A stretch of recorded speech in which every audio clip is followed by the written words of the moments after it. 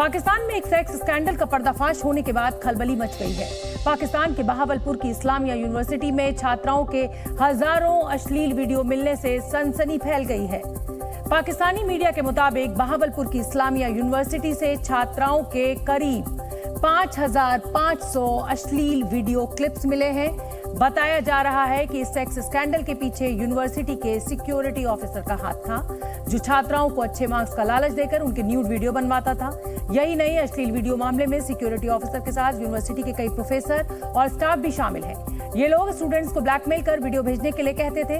Police का कहना है कि छात्राओं के साथ साथ यूनिवर्सिटी की महिला कर्मचारियों को डांस और सेक्स पार्टी के लिए भी फोर्स किया जाता था। इस मामले में बहावलपुर पुलिस ने इस्लामिया यूनिवर्सिटी के सिक्योरिटी ऑफिसर सैयद एजाज शाह और अल्ताफ नाम के एक शख्स को अरेस्ट भी कर लिया है। वहीं इस्लामिया यूनिवर्सिटी में छात्राओं के यौन शोषण मामले में शहबाज शरीफ सरकार भी घिरती नजर आ रही है। पाकिस्तानी मीडिया के मुताबिक बहावलपुर वीडियो स्कैंडल में शहबाज सरकार में फूड सिक्योरिटी और अनुसंधान मंत्री तारिक बशर चीमा और उनके बेटे भी शामिल हैं। एक पाकिस्तानी पत्रकार ने दावा किया है कि शहबाज के मंत्री तारिक बशर चीमा और उनके बेटे के इशारे पर ही छात्राओं का अश्लील वीडियो बनवाया जाता था और फिर उनका यौन शोषण किया जाता था। हालांकि तारिक बशर चीमा ने इन आरोपों से इनकार किया है। बिहार के बेगूसराय में 10 साल की बच्ची की रेप के बाद हत्या कर दी गई।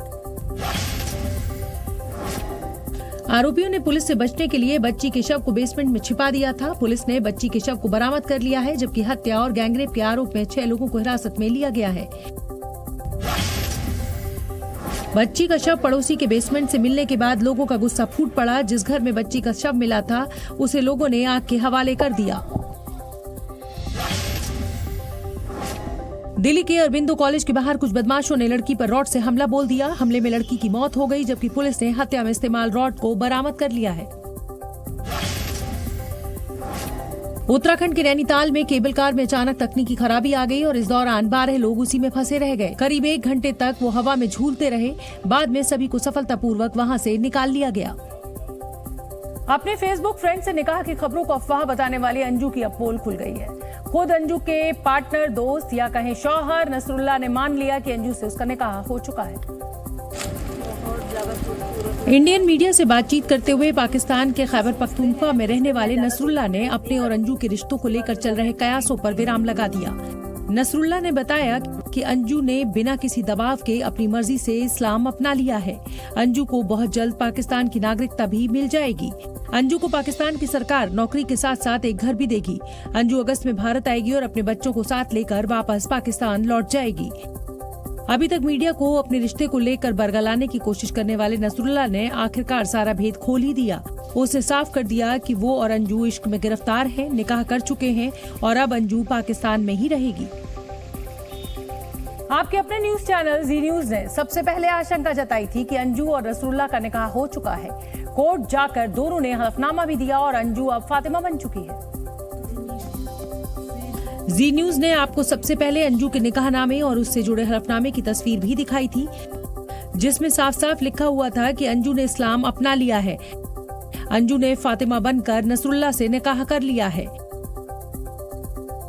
वहीं अब नसरुल्लाह ने भी कबूल कर लिया है कि अंजू और वो साथ जीने मरने की कस्में खा चुके हैं।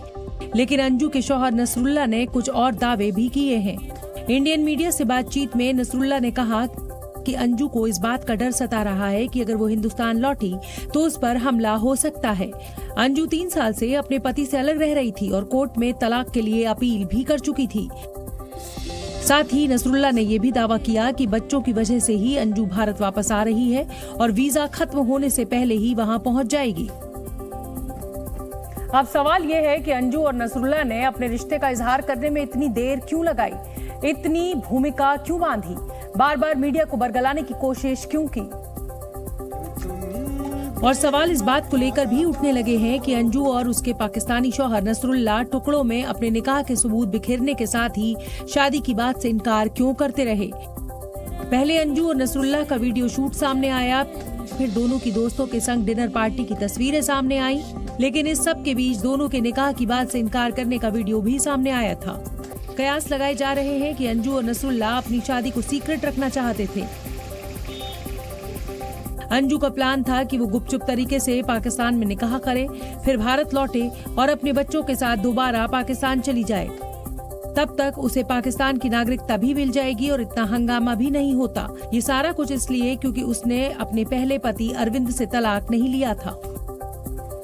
लेकिन अंजू का सारा प्लान चौपट हो गया। न सिर्फ उसकी निकाह की खबर बाहर आ गई, बल्कि उसके परिवार वालों ने भी सख्त रुख अपना लिया, जिसकी वजह से उसे और नसरुल्लाह को निकाह का राज खोलना पड़ गया। वहीं अंजू के पहले पति अरविंद ने बताया कि वो अब तलाक के पेपर तैयार करने की बात कर रही है। मेरे तरफ से तो उसने उसका जो निकाह किया है उसने प्रूफ कर दिया है, बता दिया है कि हाँ निकाह हो गया है। ठीक है, उसके पास नहीं थी, वो गई पड़ोस में गई है दावत खाने, ये भी पता चल गया मेरे को। उस दिन हुई जिस दिन निकाह कर ली तो उस दिन डॉक्यूमेंट्स की बात हुई, कह रही तलाक के पेपर बनवा लो। अरविंद ने ये भी कहा कि उसकी पत्नी झूठ बोल रही है और तलाक के कागज दिल्ली में जमा किए हैं, जबकि उसने ना तो पहले कभी तलाक की बात की थी और ना ही खुद कभी दिल्ली गए थे। लिहाजा अरविंद कानूनी कार्रवाई की बात करते नजर आए। कानूनी कार्रवाई तो एक तो पहले तलाक के कागज के लिए मैं करूँगा। आप अपनी तरफ से दावा करेंगे तलाक? हाँ, तलाक के लिए करूँगा, इसलिए कि मैंने तलाक का कोई कागज मैंने नहीं दिया है। और जो कह रही है दिल्ली में है, मैं दिल्ली गया ही नहीं हूँ। अरविंद की माने तो अंजू मजाक मजाक में कहा करती थी कि उसके साथ नहीं रहना चाहती, लेकिन उसे कभी ऐसा नहीं लगा कि वो मजाक नहीं बल्कि इस बात को लेकर इतनी सीरियस है। अंजू के पहले पति अरविंद ने दावा किया कि उन्हें इस बारे में कुछ नहीं पता कि अंजू ने पाकिस्तान का वीजा कैसे बनवाया, क्योंकि वीजा या फिर पासपोर्ट बनवाने में उनके साइन की भी जरूरत पड़ती। लिहाजा अरविंद ने जांच एजेंसियों से अपील की कि वो अंजू के पासपोर्ट और वीजा दोनों की जांच करें, उसका पासपोर्ट कैंसिल करें। जितने पासपोर्ट वीजा है इनके सब जब्त कर लिया जाए, और वीजा के जिसके थ्रू आया है मेरे तो कोई साइन नहीं है, ना मैं कभी दिल्ली गया हूँ वीजा के अप्लाई के लिए, ना मेरा कोई साइन है। वो कैसे वीजा बना, क्या हुआ, वो इसकी जानकारी होनी चाहिए, जांच होनी चाहिए। सरकार से मेरा यही दरख्वास्त है। अरविंद ने कहा कि वो अंजू को नहीं अपनाएंगे। अरविंद ने ये भी दावा किया कि उनकी बेटी भी ऐसा ही चाहती है। अगर उन्होंने शादी नहीं की हो, बच्चों से आपसे प्रेम हो, तो क्या आप उसको एक्सेप्ट करेंगे आने के बाद? भाई उसको आने के बाद ना मैं नहीं करता, इस पर बच्चे बताएंगे, बच्चे करेंगे, बच्चे तय करेंगे, बच्चे तय करेंगे। और बच्चे कह देंगे हाँ तो हाँ, नहीं तो नहीं तो नहीं। बच्चे क्या कह रहे हैं? बच्चे क्या कह रहे हैं? आपकी बात मेरी बेटी तो बड़ी वाली मना कर रही है सीधा। अरविंद ने बताया कि अंजू ऑफिस के कामकाज को लेकर परेशान रहती थी, लेकिन सपने में भी नहीं सोचा था कि वो इतना बड़ा कदम उठाएगी। वहीं अंजू के पिता गया प्रसाद थॉमस ने अपनी बेटी से बात की। 15 मिनट तक व्हाट्सएप पर हुई बातचीत में अंजू ने साफ कर दिया कि उसका इरादा क्या है। गया प्रसाद थॉमस ने अंजू को भारत छोड़ पाकिस्तान जाने पर फटकार लगाई और कहा कि अब तुम हमारे लिए मर चुकी हो, अब भारत वापस मत आना। इस पर अंजू ने कहा कि मैं आपके लिए मर चुकी हूं, तो अब मुझसे बात भी मत करना। गया प्रसाद थॉमस ने आशंका जताई कि उनकी बेटी अंजू का ब्रेन वॉश किया गया है। गया प्रसाद को आशंका है कि वीडियो कॉल के दौरान भी जिस तरह से अंजू बात कर रही थी, उसे लग रहा था कि वो दबाव में है। नसरुल्लाह के साथ कुछ और लोग अंजू के आसपास मौजूद थे। थल सेना प्रमुख जनरल मनोज पांडे ने आज लद्दाख का दौरा किया। जनरल मनोज पांडे ने अपने दौरे के दौरान लद्दाख में सेना की तैनाती का निरीक्षण किया। गलवान घाटी में हुई हिंसा के बाद से LAC पर तनाव बना हुआ है, इसलिए भारतीय सेना भी मुस्तैद है। वंदे भारत एक्सप्रेस में यात्री को परोसे गए पराठे में कॉकरोच मिलने से हड़कंप मच गया। यात्री ने वीडियो जारी कर IRCTC और रेल मंत्री से मामले की शिकायत की है। शिकायत के बाद IRCTC ने वेंडर को सख्त कार्रवाई की चेतावनी दी और जुर्माना लगाया। गाजियाबाद में आई फ्लू के मरीजों में तेजी से इजाफा हो रहा है। यहाँ जिला अस्पताल में रोजाना 200 से 250 मरीज आई फ्लू के पहुंच रहे हैं। जम्मू कश्मीर में भी आई फ्लू के बढ़ते खतरे ने मुसीबत बढ़ा दी है। जम्मू के सबसे बड़े मेडिकल अस्पताल में हर रोज 100 से 150 मरीज आई फ्लू की शिकायत लेकर पहुंच रहे हैं, जबकि पिछले हफ्ते केवल 10 से 15 ही मरीज आई फ्लू के पहुंचे थे। कल तक मीडिया के सामने आकर अपनी सफाई पेश करने वाली पाकिस्तानी महिला सीमा हैदर ने अचानक से मौन व्रत धारण कर लिया है। सीमा हैदर ना तो अपने घर से बाहर निकल रही है और ना ही मीडिया से बात करने के लिए तैयार है। यही नहीं, सीमा हैदर और सचिन के परिवार वालों ने अपने घर के दरवाजे के बाहर कागज पर लिख दिया कि मीडिया उनकी निजता का सम्मान करे। जो मीणा फैमिली है, जो सचिन की फैमिली है, उसने अपने यहाँ एक पोस्टर लगाया है जिसमें साफ लिखा गया है कि media please respect my privacy, Meena family. ये पोस्टर अपने घर के आगे लगाया गया और ये दरवाज़ा हमेशा से ही बंद रहता है। ये दरवाज़ा जब से सुर्खियों में रहे हैं तब से इस दरवाजे को ये लोग बंद रखते हैं। पाकिस्तान से नेपाल के रास्ते अवैध तरीके से भारत आई सीमा हैदर को लेकर जांच एजेंसियों की जांच अभी भी जारी है। जांच एजेंसियां सीमा हैदर का कराची कनेक्शन ढूंढने में जुटी हुई हैं। सीमा हैदर ने पाकिस्तान के कई अलग अलग इलाकों में रहने की जानकारियां एजेंसियों को दी थी, लेकिन एजेंसियों को अहम जानकारी मिली कि सीमा हैदर पिछले काफी समय से सिंध प्रांत की राजधानी कराची में रह रही थी, जो पाकिस्तान का सबसे बड़ा शहर तो है ही, वहीं से सबसे ज्यादा हवाई ट्रैवल होता है। जबकि सीमा ने भी कराची से ही भारत आने का प्लान बनाया था। सूत्रों के मुताबिक एजेंसियां ये पता लगा रही हैं कि सीमा हैदर कराची में किस जगह और किसके साथ रहती थी। दरअसल सीमा के पति गुलाम हैदर के दावे के मुताबिक वो पहले कराची में टाइल्स लगाने का काम करता था। उसके बाद साल 2019 में वो सऊदी अरब चला गया। उसके बाद से सीमा हैदर कराची में ही रह रही थी, लेकिन सीमा की माने तो कराची में लगातार कभी नहीं रही। ऐसे में जांच एजेंसियां इस बात का पता लगाना चाहती हैं कि सीमा अगर कराची में लगातार नहीं रही तो कहां का रही और किसके संपर्क में रही, और अगर वो कराची में ही थी तो गुलाम की गैर मौजूदगी में किसके साथ रह रही थी। कहीं ऐसा तो नहीं कि कराची में ही सीमा को आईएसआई का एजेंट बनाया गया। सीमा ने चुप्पी साध रखी है और इस मामले में जांच अपनी रफ्तार से चल रही है, लेकिन नोएडा के जिस गांव में सीमा सचिन के साथ रह रही है वहां की महिलाएं आक्रोशित नजर आई। जी न्यूज से बातचीत में नोएडा के रबूपुरा गांव की कुछ महिलाओं ने सीमा का समर्थन किया, लेकिन ज्यादातर महिलाएं एक सुर में उसे पाकिस्तान वापस भेजे जाने की मांग करती दिखी। प्रधानमंत्री जी और मुख्यमंत्री जी से महिला बिरादरी का निवेदन, महिलाओं के सम्मान को ध्यान में रखते हुए, चाहे वो अंजू जैसी महिला हो या सीमा जैसी हो, अंजू को भी लात मारो, पाकिस्तान में फेंको, ना तो अगर यहाँ आ जाए तो जेल में डालो। महिलाओं का मानना है कि अगर सीमा को भारत में रहने दिया जाएगा तो इससे समाज में गलत संदेश जाएगा। हम बच्चों को पढ़ा रहे हैं, कहते हैं बेटी बढ़ाओ, बेटी बचाओ, बेटी पढ़ाओ, तो फिर बेटियों को हम प्रेम के लिए और भगाने के लिए पढ़ाएंगे? अगर सीमा हैदर रहेगी तो फिर बेकार है बेटियों को पढ़ाना। जबकि एक महिला ने तो ये तक कहा कि सीमा जासूस हो या ना हो उसे पाकिस्तान भेज देना चाहिए। गलत तरीके से आई है और पाकिस्तान से हिंदुस्तान में आई है तो उसको वापस भेज दें, चाहे वो जासूस हो या ना हो। ड्रोन के जरिए पाकिस्तान के रास्ते भारत में ड्रग्स भेजे जाने को लेकर वहां की सरकार का अब सामने आया है एक बड़ा बयान। पाकिस्तान की सरकार ने मान लिया है कि सीमाई इलाकों से ड्रोन के जरिए भारत में ड्रग्स की खेप भेजी जाती है। पाकिस्तानी पत्रकार हामिद मीर के सवाल का जवाब देते हुए प्रधानमंत्री शहबाज शरीफ के सलाहकार मलिक मोहम्मद अहमद खान ने कबूल किया कि ड्रोन से 10-10 किलो के ड्रग्स वाले बैग भारत भेजे जाते हैं।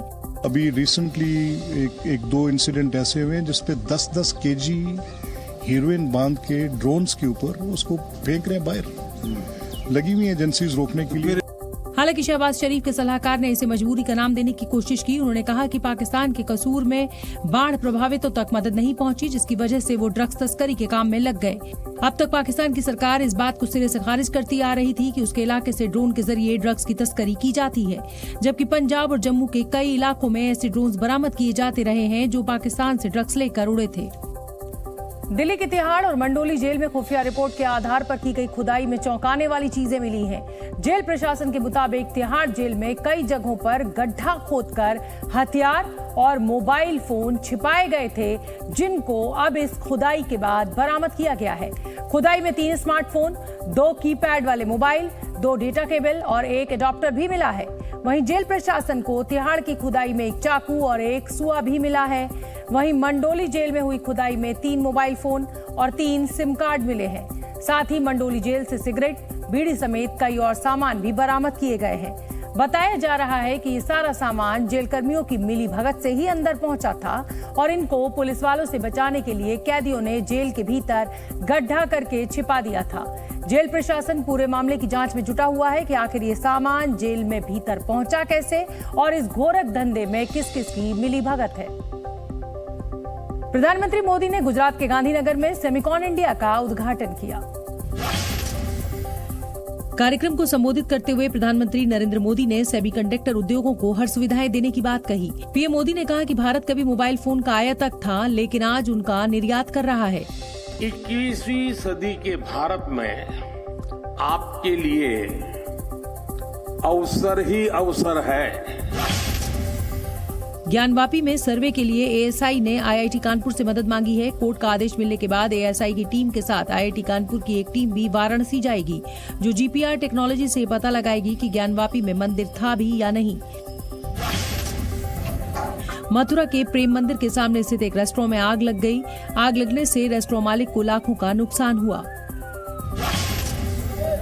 कानपुर में संदिग्ध परिस्थितियों में एक बुक स्टॉल में आग लग गई। आग की चपेट में कई दुकानें आ गईं, जिससे दुकानदारों में हड़कंप मच गया।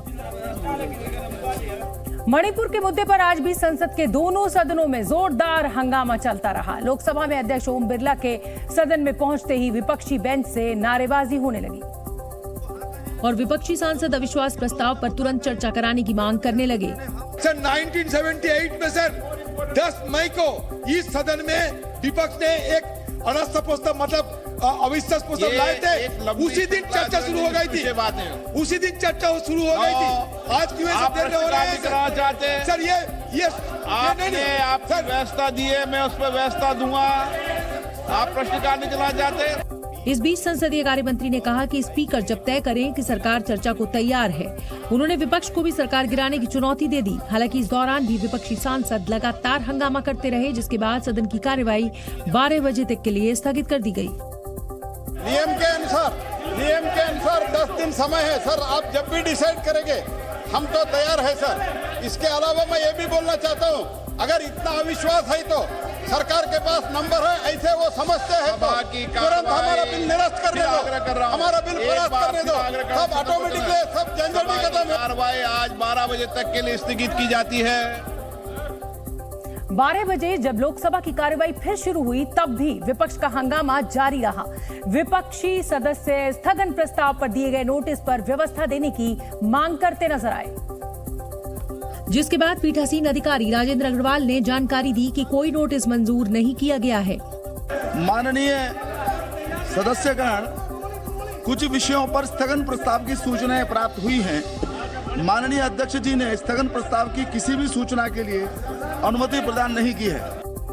इसके बाद पीठासीन अधिकारी ने मंत्रियों को सदन के पटल पर पेपर पेश करने के लिए कहा। इस दौरान भी विपक्षी बेंचों से सरकार के खिलाफ लगातार नारेबाजी चलती रही।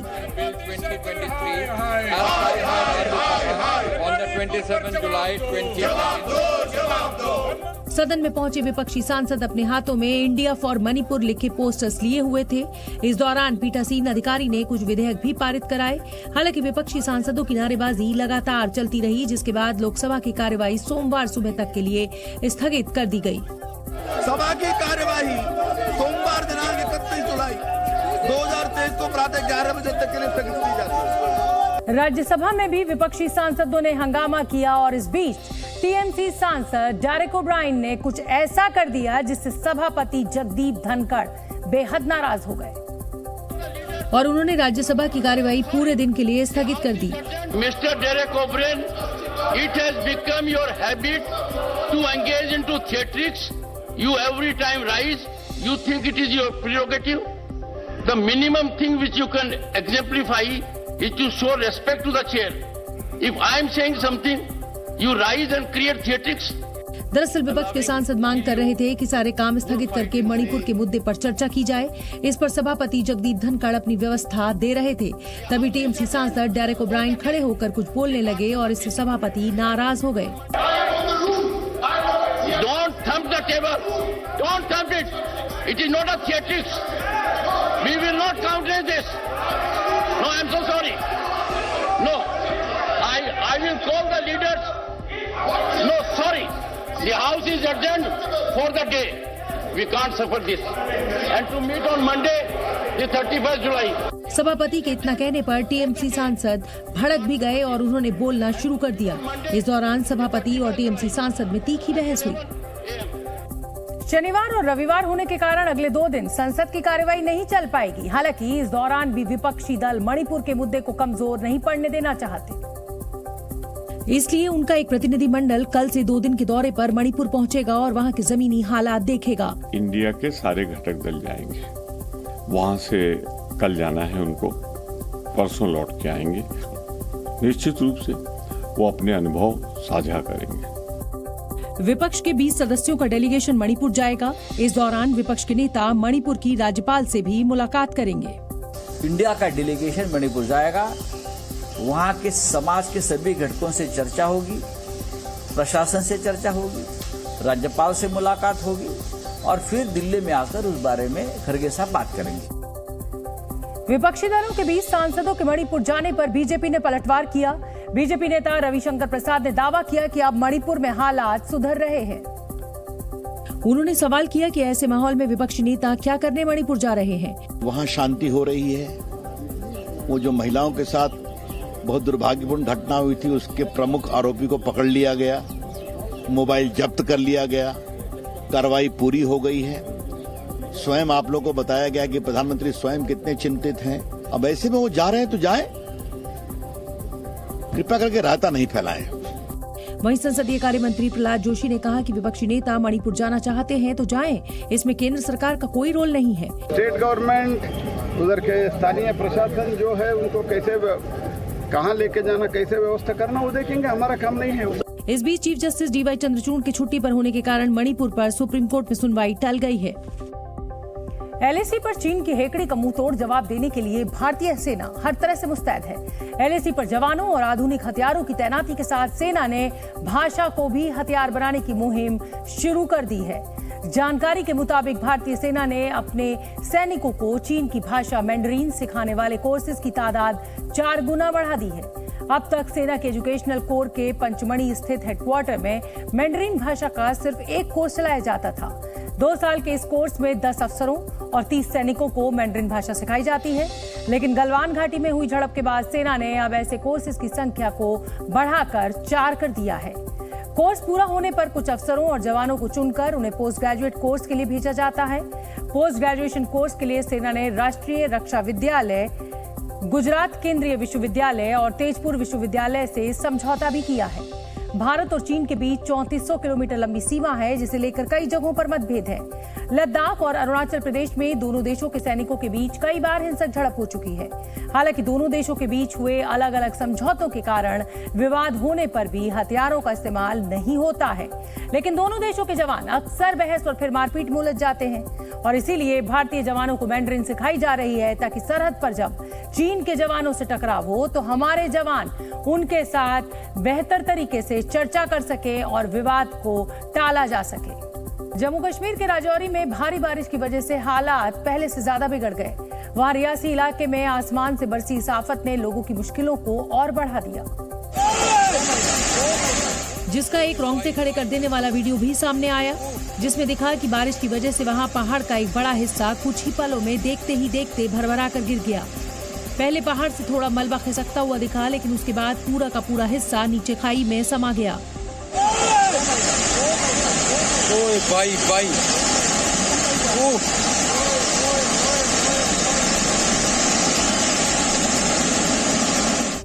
इस लैंडस्लाइड की वजह से वहां मौजूद रास्ते भी पूरी तरह से बर्बाद हो गए। इस लैंडस्लाइड की सामने से आई तस्वीरें तो और भी डरावनी थी, जिसमें पूरा का पूरा पहाड़ एक झटके में गिरता नजर आया। पहाड़ के इस मलबे के साथ कई पेड़ और चट्टानें भी खिसक कर नीचे खाई में जा गिरी, जिससे वहां कुछ देर के लिए धूल का बड़ा गुबार छा गया।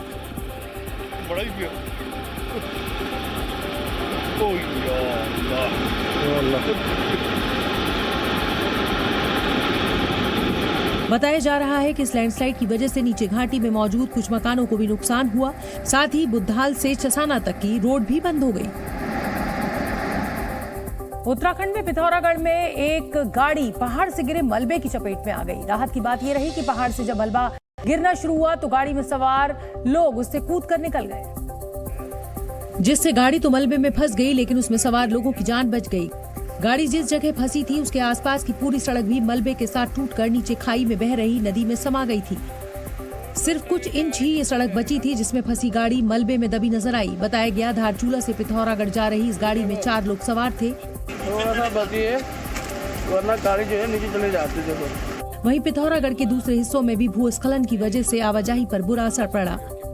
काफी बड़ा बोल्डर आ रखा है, ये मिट्टी साफ होती है तो क्या पता बोल्डर नीचे आ सकता है। उधर टिहरी गढ़वाल में भी पहाड़ से आए मलबे की वजह से चमियाला बूढ़ा केदार मोटर मार्ग बंद हो गया। सड़क कई जगह से टूटकर पानी के साथ बह गई और रास्ते पर बड़ी बड़ी चट्टानें गिरी नजर आईं।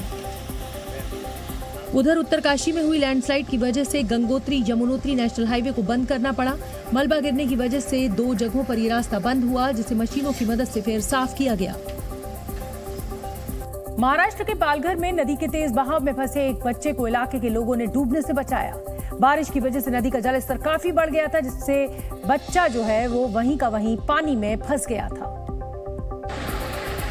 और वो पानी के बहाव के साथ बहता चला गया। इसी दौरान इलाके के कुछ लोगों की नजर नदी में बहते बच्चे पर पड़ी, जिसके बाद बिना एक पल भी गंवाए अपनी जान की परवाह किए बिना एक आदमी पानी में कूद गया और तेजी से तैरता हुआ बच्चे के पास जा पहुंचा और उसे पकड़कर किनारे पर ले आया, जिससे उसकी जान बच गई। बड़ी बात यह है कि बच्चा भी तैरना जानता था, जिससे वो डूबने से तो बच गया, लेकिन पानी की रफ्तार में वो खुद को बहने से रोक नहीं पाया। महाराष्ट्र के नांदेड़ में भी भारी बारिश की वजह से बाढ़ के हालात बने हुए हैं। सड़क पर पानी भरने की वजह से कई इलाकों का संपर्क कट गया है, जिससे कई गांवों के लोग फंस गए हैं और आवाजाही पूरी तरह ठप हो गई। वहीं नांदेड़ में नदी किनारे की सैकड़ों हेक्टेयर खेती भी बाढ़ के पानी में बह गई, जिससे किसानों को बड़ा नुकसान हुआ, जिसके बाद परेशान लोगों ने प्रशासन से मदद की गुहार लगाई। बताया जा रहा है कि महाराष्ट्र में इस साल मानसून से भारी तबाही हुई है। सरकारी आंकड़ों के मुताबिक 1 जून से लेकर 28 जुलाई तक 101 लोगों की मौत हुई, जबकि 123 लोग घायल हुए। वहीं अलग अलग हादसों में 13 लोग लापता बताए गए, जबकि करीब 126 मवेशियों की मौत भी दर्ज की गई। इस बीच महाराष्ट्र के कोल्हापुर में बाढ़ में फंसे एक शख्स को बचाने का वीडियो सामने आया, जिसमें एनडीआरएफ की टीम एक नाव की मदद से बाढ़ के पानी के बीच फंसे एक शख्स को बचाने के लिए पहुंची। ये शख्स वहां एक पेड़ पर चढ़कर मदद की गुहार लगा रहा था, जिसे एनडीआरएफ की टीम ने रेस्क्यू किया और सुरक्षित वहां से निकाल लिया।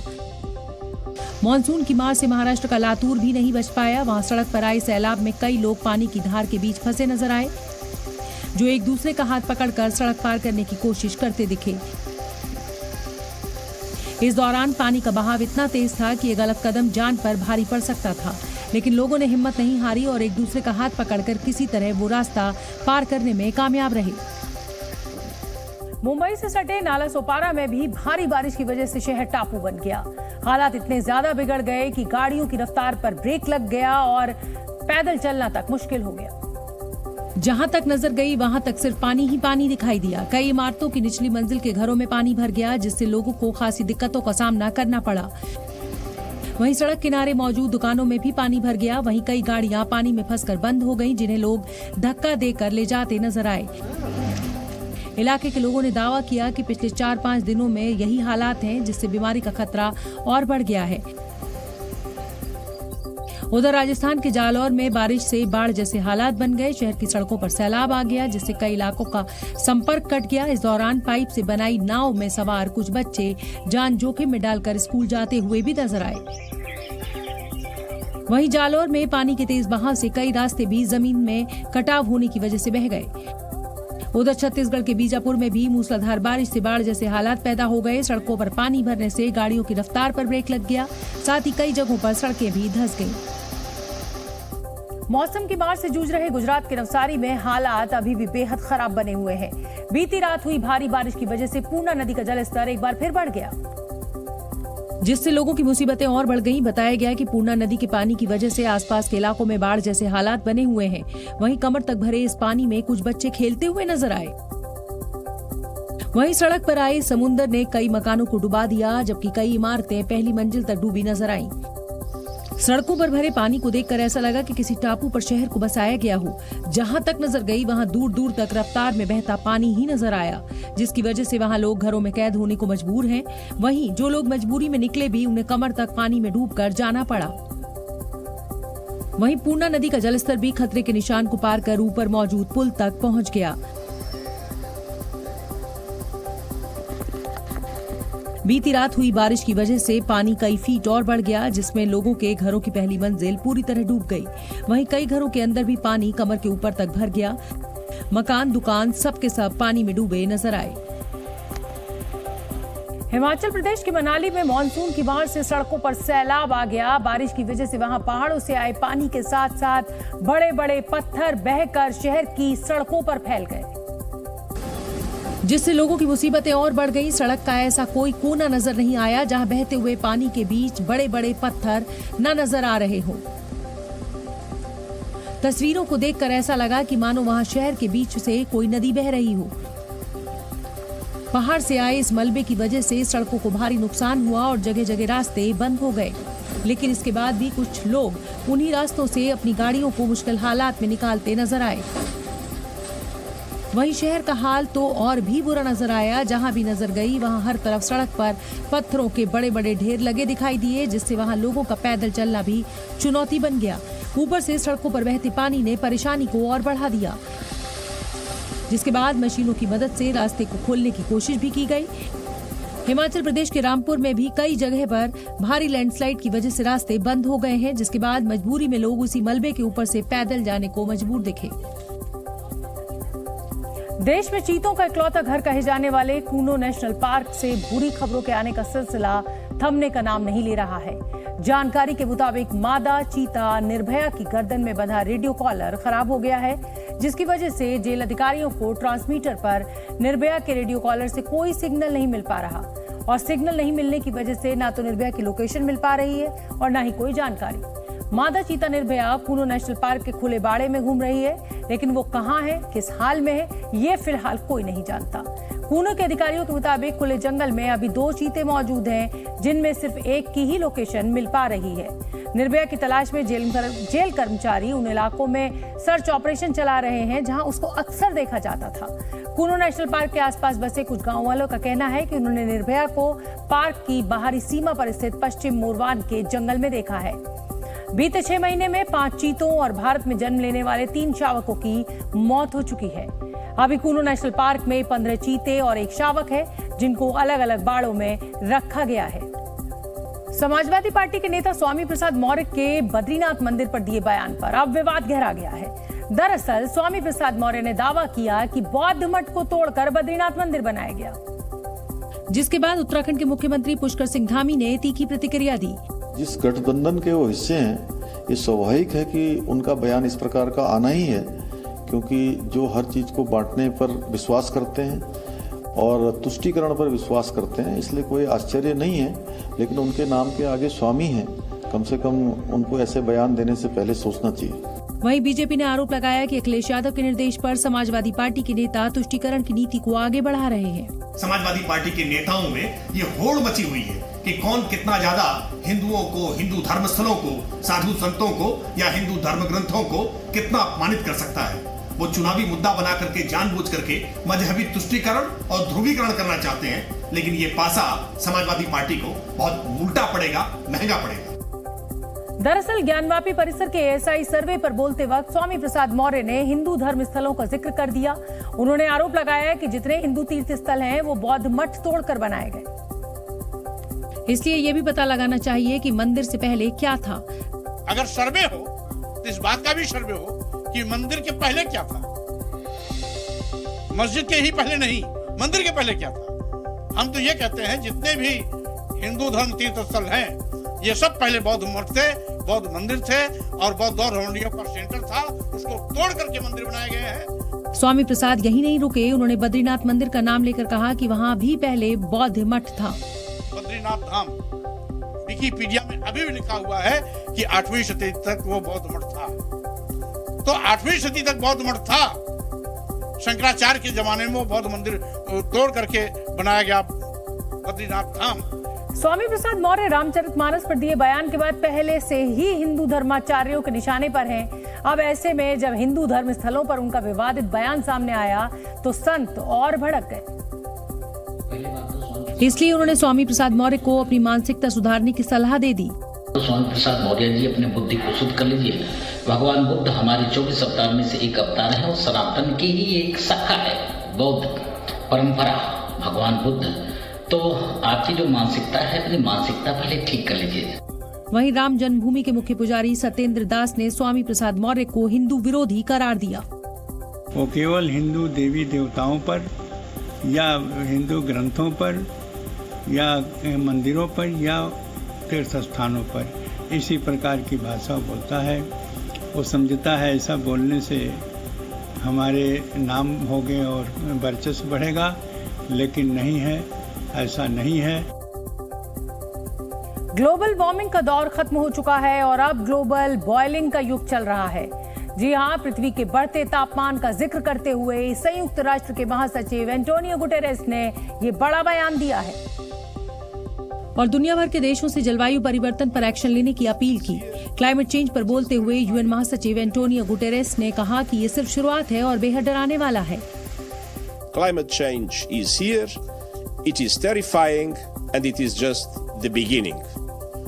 The era of global warming has ended, the era of global boiling has arrived. The air is unbreathable, the heat is unbearable.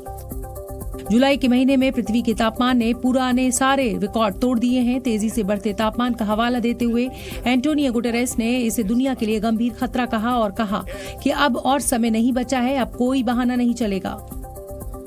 It is still possible to limit global temperature rise to 1.5 degrees Celsius and avoid the very worst of climate change, but only with dramatic, immediate climate action. कहीं बाढ़ का कहर तो कहीं जानलेवा heat wave. जुलाई में दुनिया भर के देश जलवायु परिवर्तन का ऐसा भयावह मंजर करीब से देख रहे हैं। इस बीच जुलाई महीने ने तापमान के सारे रिकॉर्ड तोड़ दिए। 174 साल के डेटा रिकॉर्ड के इतिहास में ये जुलाई पृथ्वी पर अब तक का सबसे गर्म महीना है। इससे पहले ये रिकॉर्ड 2019 के जुलाई महीने के नाम था। वैश्विक तापमान बढ़ रहा है और ये दुनिया उबल रही है। ग्लोबल वार्मिंग से ग्लोबल बॉइलिंग का दौर आ गया है और अब जलवायु परिवर्तन के परिणाम साफ दिखाई दे रहे हैं। कहीं आग है तो कहीं सैलाब। दुनिया के अलग अलग हिस्से इस वक्त भीषण हीट वेव की चपेट में हैं। अमेरिका की 40% आबादी के लिए नेशनल वेदर सर्विस ने हीट एडवाइजरी जारी की है और राष्ट्रपति बाइडेन ने हालात से निपटने के लिए नया प्लान भी जारी किया है। स्पेन का एक बड़ा हिस्सा सूखे की चपेट में है और पानी की किल्लत झेल रहा है। स्पेन के बार्सिलोना में हीट वेव से बचने के लिए पब्लिक शेल्टर्स बनाए जा रहे हैं ताकि बढ़ते तापमान के बीच सार्वजनिक जगहों पर लोगों को राहत मिल सके। यूरोप में भूमध्य सागर के पास बसे देशों में जंगलों की आग भड़क रही है, तो वहीं एशिया के पहाड़ी इलाकों में ग्लेशियर तेजी से पिघल रहे हैं, जिसकी वजह से भयंकर बाढ़ और आपदाओं का खतरा बढ़ा है। भारत, चीन, जापान और अमेरिका के कई हिस्से भारी बारिश से बेहाल हैं, जिसके चलते लाखों लोगों को सुरक्षित जगहों पर पहुंचाना पड़ा है। मौसम का बदलता मिजाज इस बात का सबूत है कि क्लाइमेट चेंज अब हकीकत है और अगर अब नहीं संभले तो बाद में संभलने का मौका नहीं मिलेगा। आगे बढ़ेंगे और बात करेंगे आंध्र प्रदेश की। आंध्र प्रदेश के श्रीकाकुलम जिले में बंगाल की खाड़ी के किनारे एक ब्लू व्हेल बहकर आ गई। ब्लू व्हेल करीब 25 फीट लंबी है और इसका वजन 5 टन है। ब्लू व्हेल को देखने के लिए बड़ी संख्या में ग्रामीण पहुंच रहे हैं।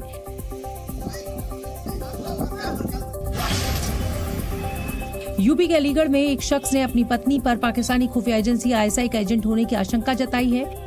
युवक एसएसपी कार्यालय पर अपनी पत्नी के खिलाफ फरियाद लेकर पहुंचा। आरोप है कि उसकी पत्नी कई मोबाइल फोन का इस्तेमाल करती है और अलग अलग नाम से आईडी कार्ड हैं। इंडिगो एयरलाइंस पर नागर विमानन महानिदेशालय ने 30 लाख रुपए का जुर्माना लगाया। ये जुर्माना 6 महीनों में हुई 4 टेल स्ट्राइक के लिए लगाया गया है। फिलीपींस की राजधानी मनीला के पास एक झील में नाव डूबने से 26 लोगों की मौत हो गई। 40 लोगों को सुरक्षित बचा लिया गया है। वहीं राहत बचाव का कार्य आज भी जारी है।